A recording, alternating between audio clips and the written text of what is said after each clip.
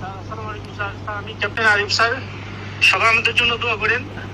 এখানে স্যার 4-5 জন মারা গেছে স্যার। ওয়ান ইজ আইডেন্টিফাইড, আমরা ওকে চিনতে পারছি না স্যার। এবং বেশ কয়েকটা 4-5টা মুভিং হয়েছে স্যার।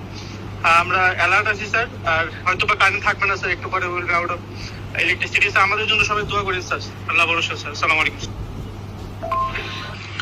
আমাদের অবস্থা খুবই খারাপ। এখানে ড্রোন অ্যাটাক হয়েছে, আমাদের 6 জন জায়গায় মারা গেছে। 6 জনের আশঙ্কা খুবই আশঙ্কাজনক। 6 জনের মধ্যে একজন মানে আল্লাহ, আর 2 কতক্ষণ বাঁচে রাখা আল্লাহ জানে। আমাদের এখানে এখন নাই, ফুয়েল নাই, কোনো কিছু নাই। ফুয়েল স্টেশন উড়িয়ে দিছে, জেনারেটর বন্ধ, প্রায় নেটও বন্ধ হয়ে যাবে।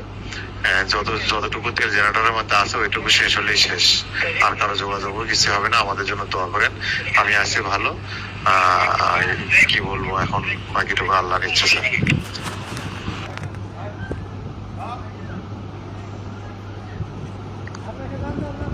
অবস্থা খুব খারাপ। আমি এই ক্যাম্পে আছি, 5 জন অলরেডি মারা গিয়েছে।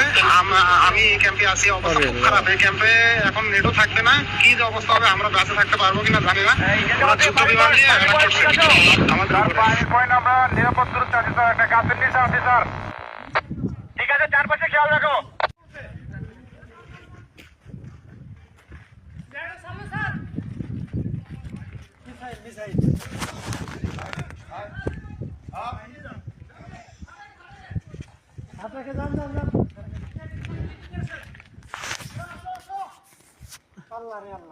আরে আল্লাহ,